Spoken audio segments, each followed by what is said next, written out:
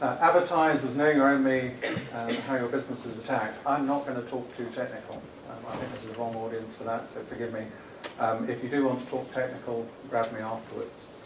I want to build on some of the themes that Don has raised around partnership and around sharing, and specifically build the theme around, I think, one of the key responses that some of the organizations represented here can make in the combating cyber attacks. One of the things I like to start off with is a reminder to people the difference between cybersecurity concerns and traditional information security, information assurance. Quite a lot of people say to me, oh, cyber, it's just a new term, it's just hype, you're trying to create a market for yourself. But I think there are actually genuinely different things that have happened in the last few years. So I've sort of created this sort of timeline, if you will.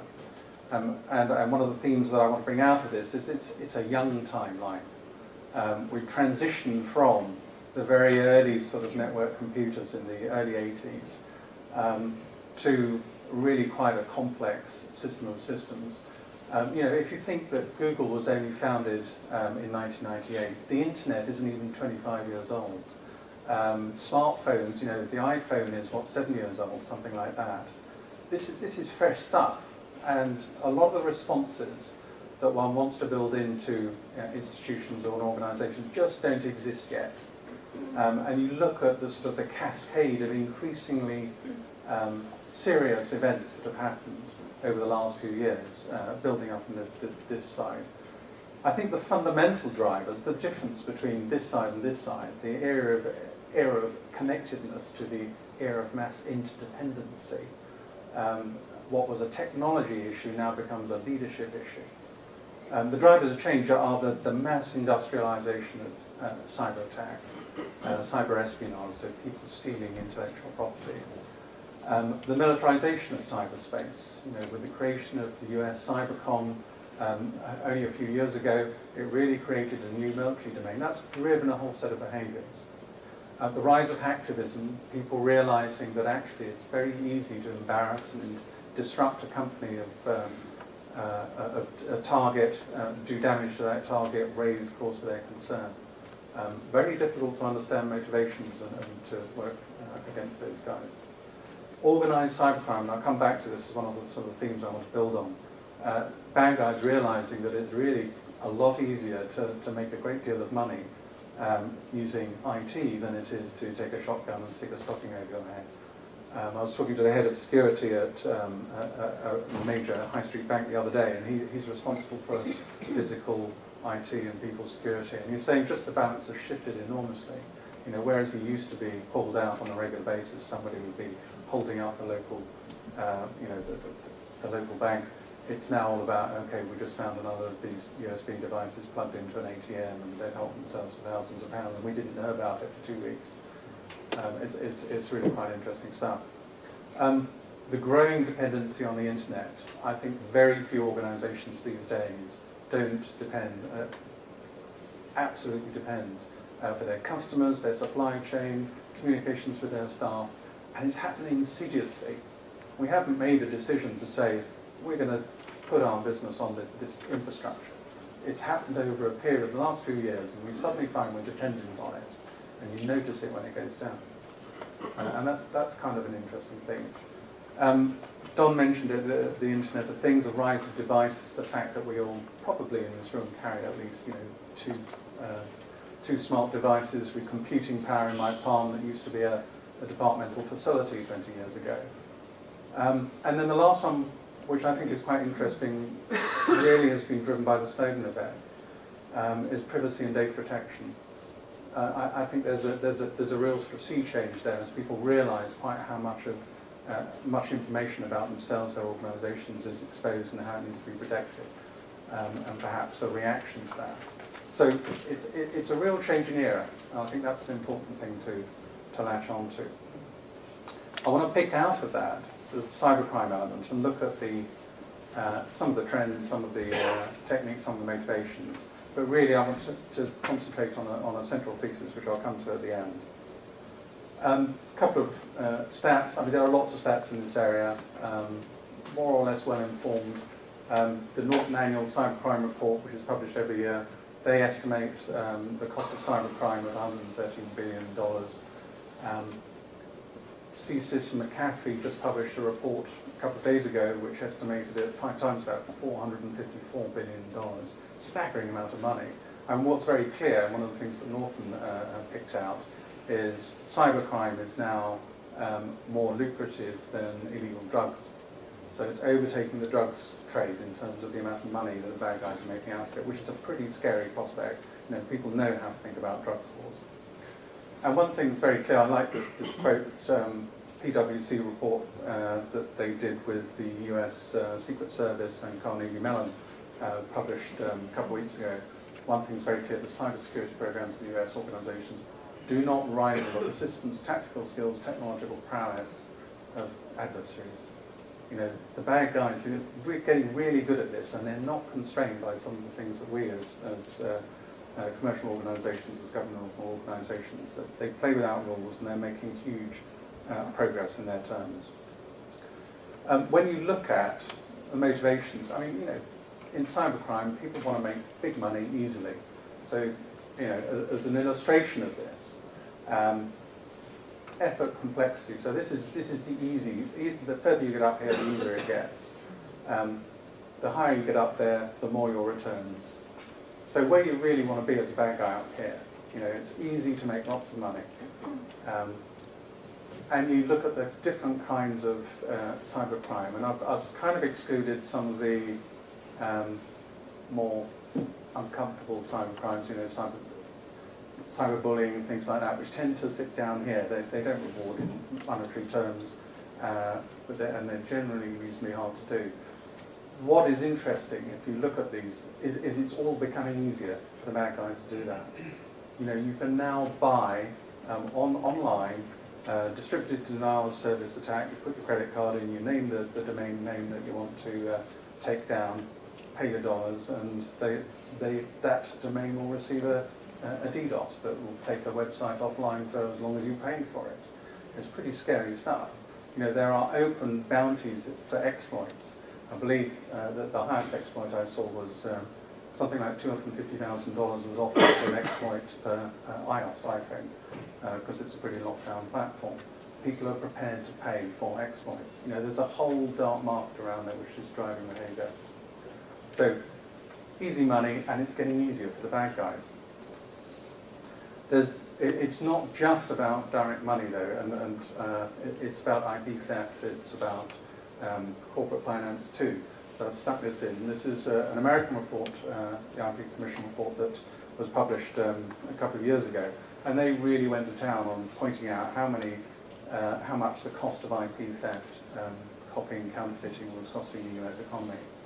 And they estimated at hundreds of billions of dollars, millions of jobs. It's a real drag on US GDP growth. It's a pretty scary read, and it attributes some of the consequences of this to things like, you know, the poor legal protection around IPR. You know, you're dealing with parts of the world that don't have the same laws in place as you do in the US, for example, protectionist industrial policies and so on. It's quite an interesting read if you really want to sort of keep yourself awake at night. But it's an illustration of a theme that I'm going to come back to, which is how do you really quantify this stuff? A second one, which our own government published a couple of months ago, which I thought was very interesting, was published jointly with the ICAEW, looking at the vulnerability of corporate finance. And they were picking out issues like you go through a merger and acquisition, and in that time, the sensitivity of the information that gets shared is absolutely paramount to the deal. You might be acquiring a £100 million company, but suddenly you've got a room full of lawyers and tax specialists and financiers and so on.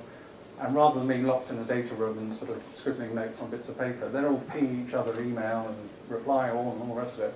And they're finding that more and more of this kind of information is just getting out into the open, which is absolutely, you know, apart from being against all the financial codes that underpin transactions, is creating some real problems in terms of market transactions. And the bad guys are realising this. If you find out that there's some merger going on, well, let's monitor the traffic. We know what the deal looks like. Let's go and invest in these companies that will be impacted with easy money. So the Cabinet Office published this, and it was quite a good illustration of a particular kind of risk associated with cybercrime. And there are lots more like this. Key trends are rising. I think probably, I thought I'll try and pick out a single trend. And I think that probably the single biggest trend is a rise in social profiling. So the amount of information I can find on every single one of you in this room by digging onto your online presence, the amount of information that's stored to you. And that's just, open source. I can go, I'll look up your Facebook profile, look up your LinkedIn profile, do a bit of deduction, look up the land registry, find where you live. It's easy stuff to do. And that's before I go to commercial services that do this. So for a few dollars, I can then find a great deal more about you. And if I'm really bad, I can use some other tools that really give me the sort of the inside line on you. And that allows me to target attacks. If I want to make an inroad into a bank, say, I'm going to target some specific individuals who I know have authority within that bank, who have access to systems that I'm interested in. And I can target you through your kids, through the schools, through your social activities. And this is what is enabling it, and this is a fundamental change over the last couple of years. And people just don't quite realise what a huge service they're presenting on the internet. You can't not do it. You want to have a social life, you want to have friends. A lot of this stuff you have to keep going with. And a lot of this stuff is commercial. Who doesn't use eBay, who doesn't use Google and so on. It's very hard not to do, but it's extremely exploitable. And the methods, I won't go through this, but Don highlighted a couple. There are lots of different ways of attack, and this is by far from being exhaustive. There's the old-fashioned hack attacks. Well, not old-fashioned, they're still going. There's sort of brute-forcing passwords and things like that. There's malware, which is increasingly common. Social, physical, tampering with the keyboards, putting keyloggers on. There's lots of ways into your systems, and the bad guys are extremely good at doing this. So in terms of protecting yourself, well, actually the government's issued some fairly good guidance, and I don't want to sort of patronise you by suggesting that things other than what's been published. There was the Executive Companion that Cabinet Office published getting on 2 years ago. They took the FTSE 250 CEOs and they gave them a good lecturing. The head of GCHQ told them what to do.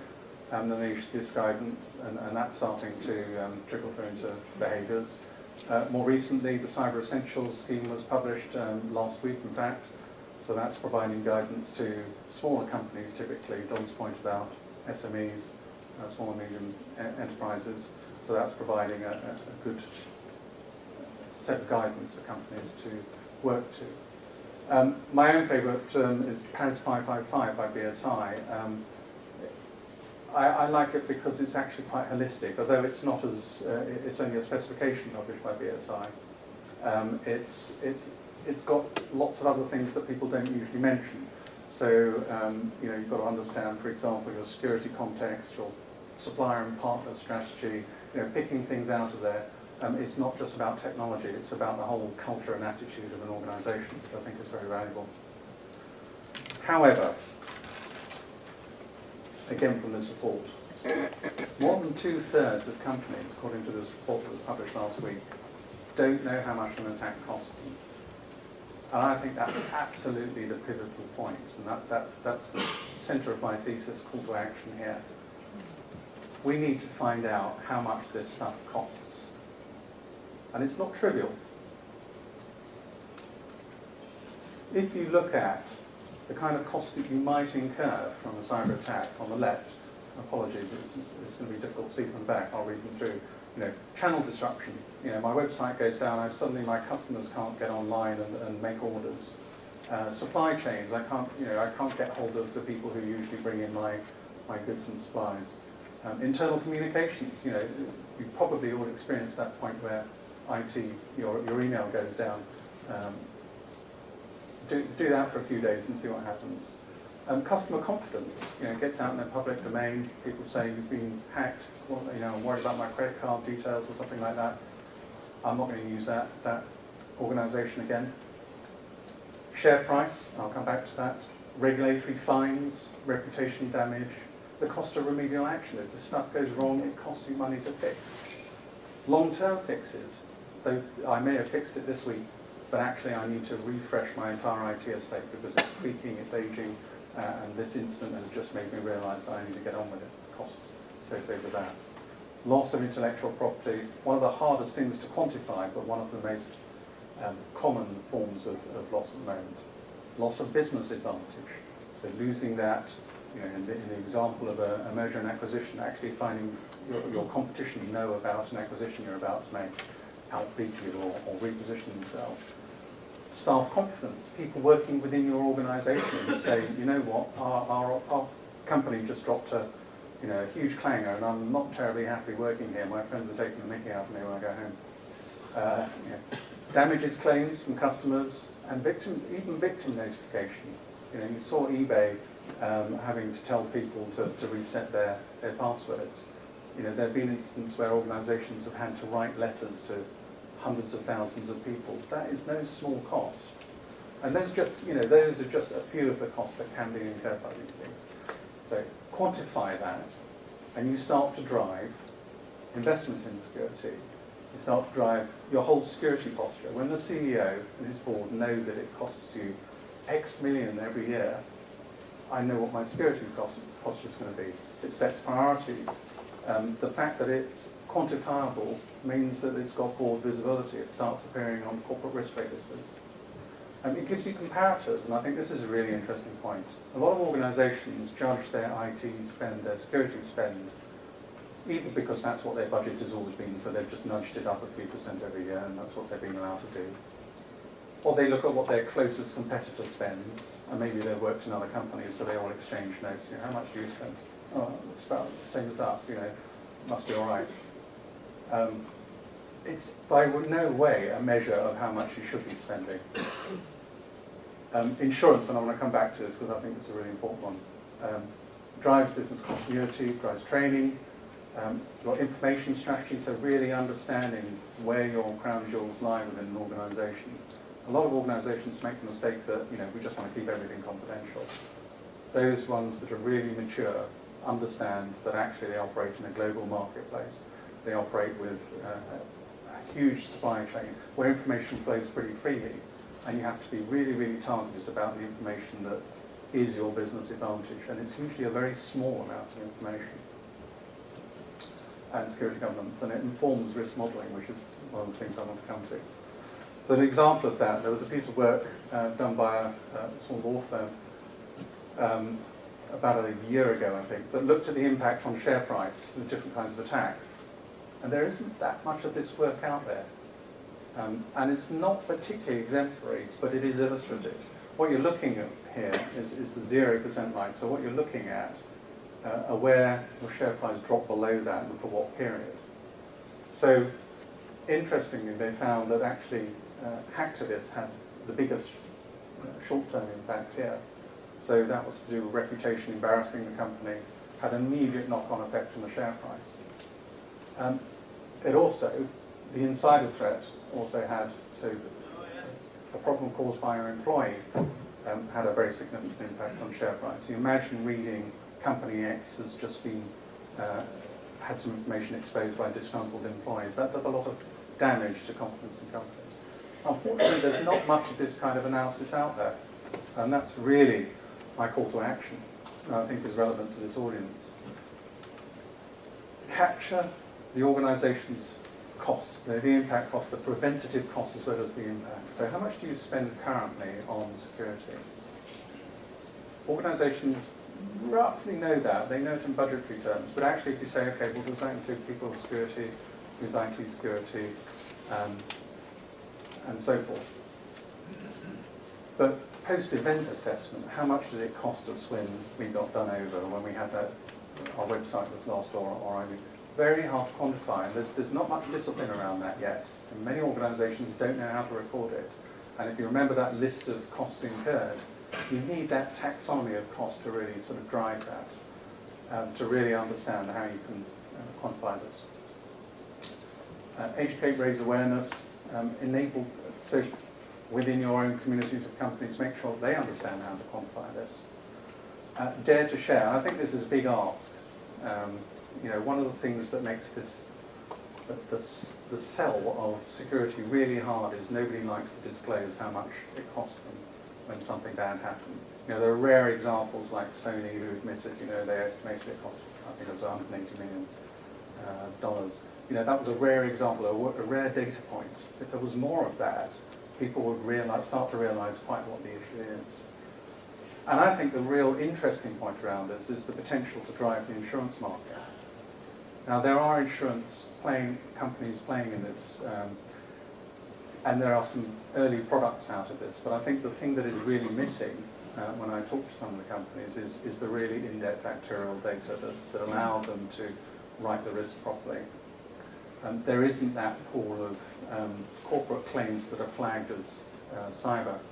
I'm talking to some people in ORX and Oryx who are, as many of you will know, sort of collect corporate claim information. And although they monitor the events, they claim, this is how much we were claimed for, and this is the event, so we had a data loss event, this is how much we paid out for. The maturity, the granularity of saying, and that event was caused by a cyber-related incident, is just missing. And my suspicion is that if you were to have that additional layer of granularity, you would actually find that cyber-enabled attacks and organisations, corporate and otherwise, adds up to a great deal of money. And that it creates an interesting market for insurance.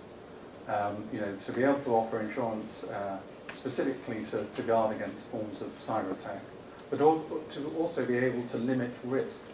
So my other suspicion is that existing corporate insurance policies, unless they're very carefully written, have tacit exposure to cyber risks, where really they ought not, because the organisation they're insuring hasn't been terribly mature in terms of their protection against cyber attack. So you're carrying unnecessary risk. There's an interesting market to be made there. And for me, as a security specialist, it's potentially very exciting, because if people are able to quantify the risk and the impact and drive it through an insurance dimension, as opposed to what exists at the moment, which are the sort of the well-meaning academic studies which start at the top end. There's nothing more crunchy than an insurance claim that's been really tested by people. Do we really want to pay out that amount of money? You pay out that amount, that's real data. Is somebody willing to write a check for a cyber incident is real hard data, as opposed to me saying, well, I reckon, there must be 1,000 organisations that have been done over like this, so it must be $1 billion impact. So I think that's got some real potential.